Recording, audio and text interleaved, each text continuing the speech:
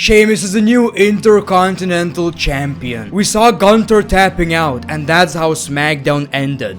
Well, not really. We did see Gunther tap out, but the referee was like, I sleep. And the crowd went nuts. People on the internet are arguing, Sasha is way better than Charlotte Flair. That, and about the tap out. Some people are saying you need 3 taps in a submission, and Gunther only did 2. Not sure if a mistake or a genius move. Gunther could be big brains. He was like, I'm gonna prank Sheamus. He will think I tapped out and let go. So what do you guys think? Should Sheamus be the Intercontinental Champion right now? Was that scripted or just a botch? Let me know in the comments below, and welcome back to the channel. This video is sponsored by Wrestling GM. Solo game dev challenges billion-dollar corporation AEW and comes out on top. And this David vs. Goliath story was only possible through a passionate and loyal fan base. As a result, Wrestling GM takes the crown for the best Wrestling GM simulator on mobile. And you guys know, if you want a general manager game with no limitations, Wrestling GM is the way to go. It gives you all the tools you need in general manager. Pick a promotion, manage your roster, championships, upgrade your product, build teams, factions, rivalries, check your show's history, sign free agents, and so much more. And of course, you gotta make sure to book the best show possible. As you guys know, I've already played Wrestling GM on my channel. I had a lot of fun. If you wanna check the series out, the link is in the description below. Wrestling GM is available on both iOS and Android devices. Download the game by using the link in the description. Sounds easy, I'm the best booker in the world. Oh yeah?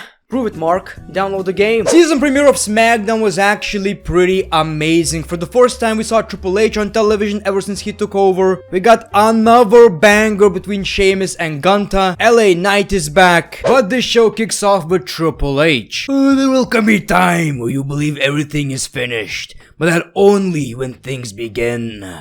Welcome to SmackDown. And then we see the Bloodline. Wade Barrett and Michael Cole are now on commentary, and I believe Wade Barrett actually did a great job. I'm excited about the new WWE commentary, but I gotta say, this guy was actually pretty good. You know, it's kind of a shame he got released. Roman Reigns tells the people to acknowledge him, and they get quickly interrupted by Logan Paul. Logan Paul doesn't get inside the ring, and Roman Reigns says, it's safe. You're my guest. People are chanting Logan sucks, of course. Heyman says that Roman Reigns asked him who the hell Logan Paul is. Logan is this generation's Mr. T, Cindy Lauper, and then he brought up a lot of celebrities, including Andrew Tate. You know, Andrew Tate doesn't have the balls to face Roman Reigns, but Logan Paul does. Logan Paul will end up in a hospital for 3 months after Crown Jewel. Paul says he can't argue with Heyman, like Logan Paul, not Paul to himself. But I have one question. When you're saying I'll be smashed by the tribal chief, which one? Roman Reigns or Jey Uso? Ooh, this one hit Roman Reigns pretty hard. We saw some familia drama until Sami Zayn steps up and makes it about Logan Paul again. Sami Zayn is actually the MVP of the Bloodline, right? Sami Zayn, you're the biggest stew of them all, my dog. And Roman Reigns broke character. Logan Paul couldn't hold it as well. This was such a great moment, man. Like, Roman Reigns is supposed to look serious, and he's just laughing his ass off. Logan Paul is laughing as well, and Sami Zayn kept being in character. He didn't even smile. You are a giant number 2. Then the segment ends, and I assume Roman Reigns doesn't know when he's on camera and when he's not, right? So he's all serious. He's looking at Jey Uso, but then all of a sudden, he's laughing again. Even Sami Zayn cracked a little smile. It's kind of weird how they're building this match, but Roman Reigns is not gonna be at Extreme Rules. But I do understand why this match is not happening at Extreme Rules, right? It's a big money match. It's an influencer versus a wrestler. Logan Paul probably has millions of fans in Saudi Arabia, so it is what it is, but I wish Roman Reigns defended the championship at Extreme Rules. Then we got Ricochet versus Solo Sikoa. Very good match. It's funny how both of these wrestlers look like they're related to The Rock. Ricochet was going for the Starship Pain. Solo Sikoa catches him, the spinning Solo, and he takes the W. Solo Sikoa wins the match. Then we see the Bloodline backstage, and even though Sami Zayn saved Jay's ass, right, during that segment, Jay is still acting like a prick. And Sami Zayn says, you're hot-headed. Don't you ever call me that again. Roman Reigns says, you're right. You are hot-headed. I don't want to deal with this anymore. So he looks at Sami Zayn and says, You will. Oh yes, ladies and gentlemen, the Usos are now listening to Sami Zayn, the vice head of the table. Sami Zayn is not so happy about this, obviously. It's a big responsibility. Then they meet the New Day. And yes, they made fun of the fact that now they have to call Sami Zayn Papi. Sami Zayn gets angry and says, find a partner and we'll have a 6-man tag. And the Usos don't appreciate that. Then we see Hit Row and I'm like, okay, I gotta get through that shit, right? No, I don't have to. 3 mysterious men with masks attacked them. And that was the debut of Legado del Fantasma, or whatever it's called. I'm sorry. They got Zelina Vega as their manager, so I love this, right? This is basically Andrade and Zelina Vega.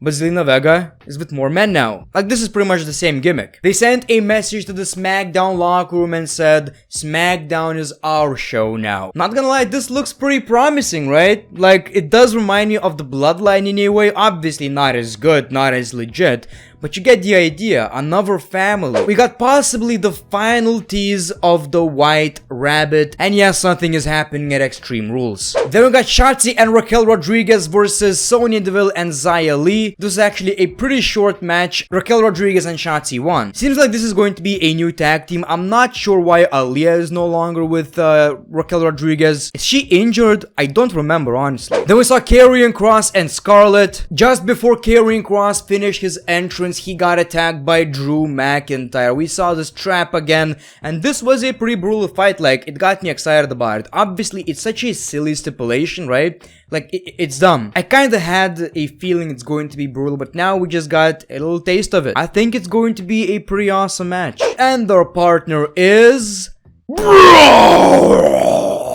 He actually got a new theme song a few weeks ago. I didn't talk about it probably. I don't like it. But that's only probably because I don't know what it sounds like, right? I got used to the previous one. Anyway, so this was a pretty fun match. Obviously, we got the same story. Jey Uso and Sami Zayn don't get along. Sami wanted a handshake, Jey refused, and you know, the tensions are rising. So they kept arguing and eventually lost the match to the New Day and...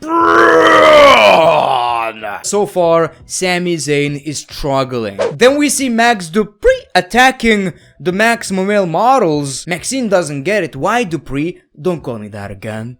I'm LA Knight. Yeah. So he's officially back. We all knew it's going to happen, but finally. Seems like this dude has a lot of charisma. I haven't seen much of him. I've seen a couple of matches in TNA, but that was so many years ago.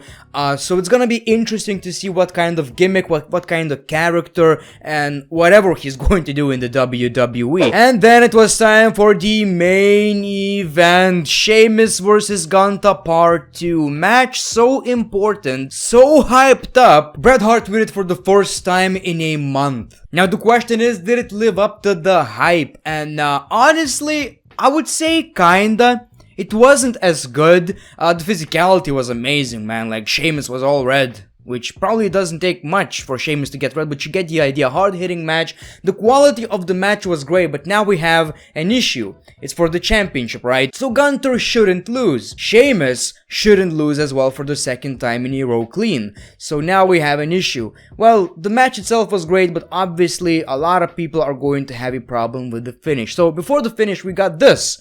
So it seemed like Gunther tapped out, but he didn't.